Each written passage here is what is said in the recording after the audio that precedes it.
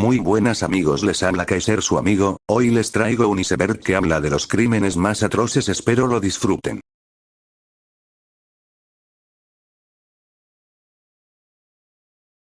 Iceberg.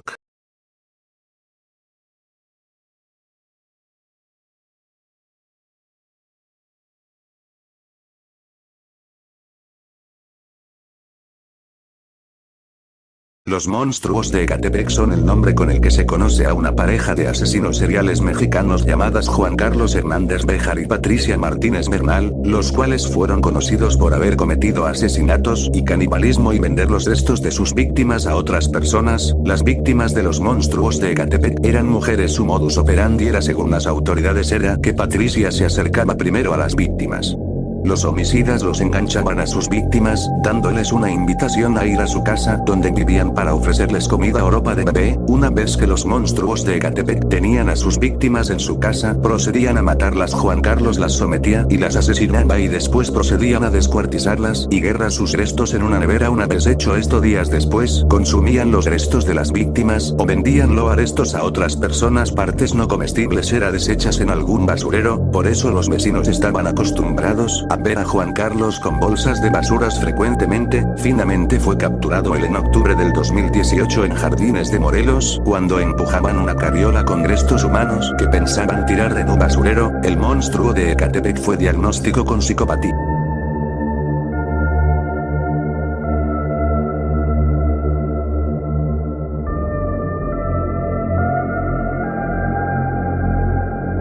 José Luis Calva Cepeda fue un asesino serial mexicano, conocido posteriormente como el poeta caníbal o caníbal de la Guerrero debido a su supuesta ocupación como escritor, poeta y dramaturgo. Sin embargo, no existen datos de que sus cuentos de terror, novelas negras o poemas de estilo tétrico romanticista fuesen publicados y difundidos. Fue un asesino en serie, acusado por el desmembramiento y aparente consumo de carne humana de sus víctimas, todas mujeres. Durante el mes de octubre del 2007 una noticia conmocionó a México: un hombre había sido detenido después de intentar huir de la policía.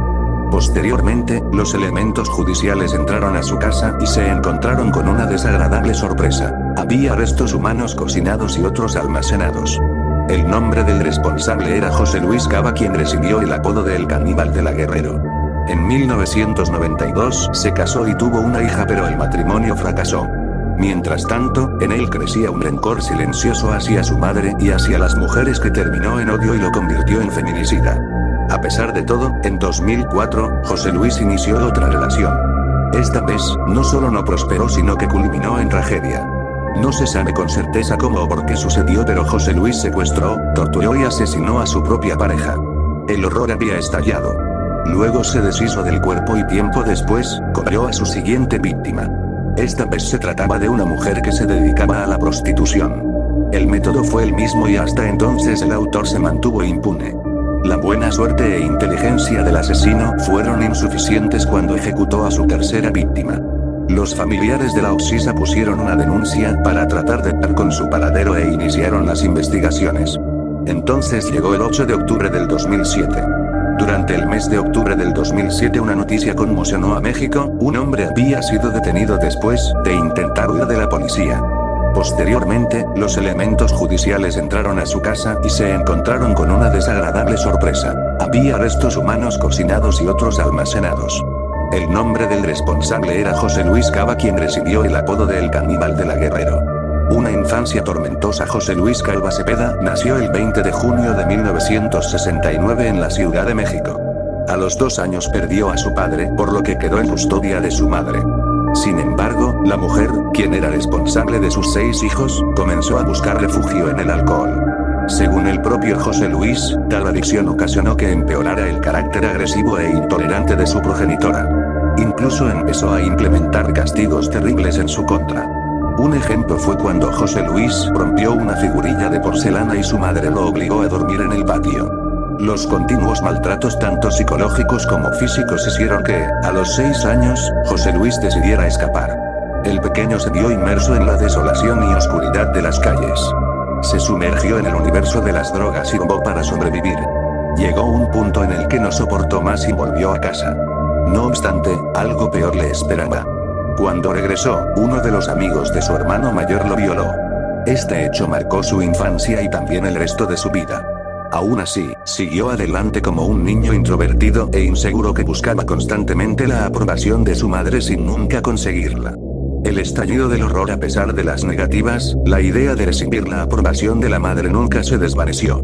Incluso, José Luis llevaba a sus novias para que las aceptara. En 1992 se casó y tuvo una hija, pero el matrimonio fracasó. Mientras tanto, en él crecía un rencor silencioso hacia su madre y hacia las mujeres que terminó en odio y lo convirtió en feminicida. A pesar de todo, en 2004, José Luis inició otra relación. Esta vez, no solo no prosperó sino que culminó en tragedia. No se sabe con certeza cómo o por qué sucedió, pero José Luis secuestró, torturó y asesinó a su propia pareja. El horror había estallado. Luego se deshizo del cuerpo y tiempo después, cobró a su siguiente víctima. Esta vez se trataba de una mujer que se dedicaba a la prostitución. El método fue el mismo y hasta entonces el autor se mantuvo impune. La buena suerte e inteligencia del asesino fueron insuficientes cuando ejecutó a su tercera víctima. Los familiares de la oxisa pusieron una denuncia para tratar de dar con su paradero e iniciaron las investigaciones. Entonces llegó el 8 de octubre del 2007. Ese día, la policía rondaba el departamento de José Luis, en La Guerrero. Este, al percatarse, trató de escapar pero fue atropellado por un taxi. Las autoridades lo auxiliaron y el mismo día revisaron su domicilio. Entonces encontraron algo que los perturbó por completo. En el inmueble había restos humanos dispersos. Además, en un plato yacían trozos de carne cocida junto con limones y salsa, sobra decir que la carne pertenecía a su expareja. Finalmente, el asesino de La Guerrero fue procesado y encarcelado aunque ya había alcanzado la fama mundial. Poco tiempo después, el 11 de diciembre del mismo año, lo encontraron colgado en su propia celda, por lo que se declaró que la causa de muerte había sido suicidio. No obstante, su hermana sostuvo que el cadáver presentaba huellas de tortura y violación. Además, el cinturón con el que supuestamente se había colgado no le pertenecía, por lo que, con mayor probabilidad, había sido asesinado.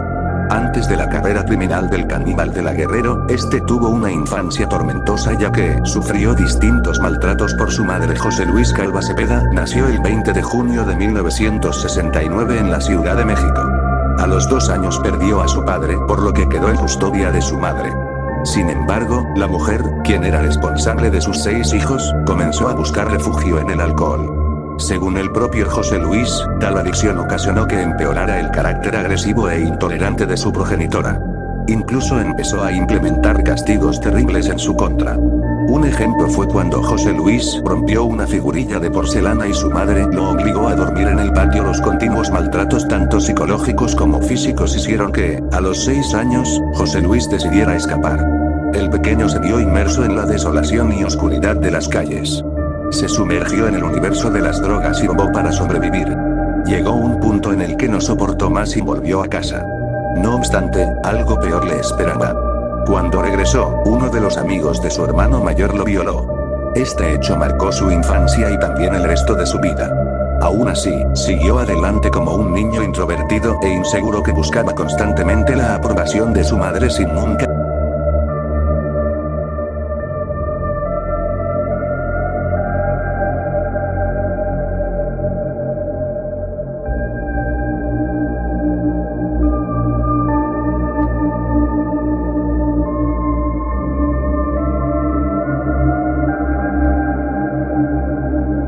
Las Poquianchis es el nombre con el que se conoció a un grupo femenino de asesinas seriales mexicanas activas entre 1945 y 1964, uno principalmente en la ciudad de San Francisco del Rincón, Guanajuato, México. Enterraban los cuerpos de sus víctimas en la ciudad de Purísima del Rincón, Guanajuato, México.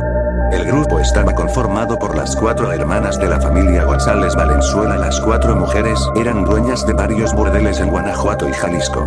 Sus víctimas fueron en su mayoría mujeres a las que privaron de su libertad para que ejercieran como prostitutas, aunque también asesinaron a clientes y bebés de las mujeres esclavizadas. 3. El número confirmado de víctimas es de 91, pero se cree que pudieron matar a más de 150 personas. 4. Lo que las convierte en las asesinas seriales más prolíficas registradas en la historia de México. Las hermanas nacieron con el apellido Torres Valenzuela y fueron hijas del matrimonio de Isidro Torres y Bernardina Valenzuela, 5 oriundos de El Salto, Jalisco. La familia González era una familia muy disfuncional, su padre trabajaba como policía para el gobierno porfirista con el cargo de alguacil y se mantuvo en el puesto aún después de la Revolución Mexicana. Era un hombre violento, prepotente y autoritario que con frecuencia golpeaba a su esposa e hijos. Se cuenta que desde pequeñas obligaba a sus hijas a ver las ejecuciones de los presos. Por su parte, su madre era una fanática religiosa. Los maltratos en la casa llegaron a tal punto que en cierta ocasión Carmen González, siendo una adolescente, se fugó de casa con su novio, Luis Jasso, varios años mayor que ella. Su padre la buscó y tras encontrarla la golpeó y encarceló por varios meses en la prisión municipal, sin ninguna causa u orden de aprehensión. Ese mismo día Isidro Torres se convirtió en prófugo de la justicia al asesinar a un presunto delincuente, llamado Félix Ornelas. El finado era un hacendado sospechoso de diversos delitos, que murió durante el intento de arresto al recibir varios disparos por la espalda por parte de Isidro Torres. Al huir este último de la justicia, dejó a su hija encarcelada por 14 meses. Carmen salió de prisión gracias a un hombre de alrededor de 50 años, dueño de una tienda de abarrotes, con quien había entablado una relación amorosa. Fruto de esta relación nació un hijo. La familia Torres Valenzuela se vio forzada a cambiar su apellido por el de González para evitar posibles represalias y poder huir del pueblo. El padre se separó de su familia para vivir una vida de fugitivo. En 1935, la familia vivía en un estado de pobreza lamentable. Las hermanas habían conseguido empleo en una fábrica textil, pero los salarios apenas les servían para subsistir. En 1938, Carmen conoció a un hombre llamado Jesús Vargas el Gato, con el que entabló una relación. Ese mismo año se fueron a vivir juntos. Abrieron una pequeña cantina en El Salto. Vargas malgastó las ganancias del establecimiento hasta llevarlo a la ruina. Después de esto, Carmen lo abandonó y regresó a vivir con su familia. En 1954, Delfina muda el establecimiento a Lagos de Moreno, Jalisco, durante las festividades de la feria anual celebrada en el pueblo. Para establecer el negocio, las mujeres contaron con el apoyo de varias autoridades corruptas. El propio alcalde concedió los permisos para que el negocio operara como bar a cambio de favores sexuales. Las mujeres eran engañadas o compradas a tratantes. El sistema con el que operaba el burdel era semejante al peonaje empleado durante el porfiriato. Las cautivas estaban obligadas a comprarle a las madrotas suministros, como ropa y comida, a precios arbitrarios, acumulando así inmensas deudas. Entonces eran forzadas a prostituirse para poder pagarles. Para ese momento los padres de las hermanas González habían muerto, dejándoles una modesta herencia. Con este capital, Delfina González abrió su primer burdel ubicado en El Salto, Jalisco. La prostitución era ilegal en Jalisco, pero la vigilancia para combatir esa práctica era pobre. El prostíbulo estuvo activo por mucho tiempo, hasta que una riña suscitada en el lugar llamó la atención de las autoridades, que cerraron el establecimiento. Según el relato de las hermanas González Valenzuela, las técnicas que usaban para instalar un prostíbulo consistían primeramente en hacer amistad con las autoridades para estar protegidas. En muchas ocasiones se hicieron amantes y proporcionaron dinero a funcionarios locales para asegurar que su negocio no fuera cerrado. Ya instaladas en sus cabarets, las poquianchis contrataban personas para que recorrieran la república en busca de adolescentes de entre 12 y 15 años de edad, y por medio del engaño y la extorsión las condujeran a sus negocios, donde una vez que entraban, eran mantenidas en cautiverio para prostituirlas.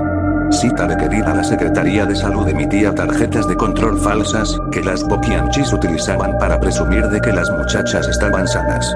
Estas tarjetas costaban mucho dinero, pero servían para que los clientes estuvieran tranquilos. En 1964, Catalina Ortega, una de las más recientes muchachas en llegar al prostíbulo, logró escapar y se presentó en la comandancia de la Policía Judicial de León, Guanajuato. Las autoridades giraron una orden de aprehensión y se dirigieron a San Francisco del Rincón. Ahí detuvieron a Delfina y a María de Jesús. María Luisa logró escapar al último momento. El caso fue ampliamente difundido por la revista Alama. Algunas mujeres rescatadas dieron testimonio de lo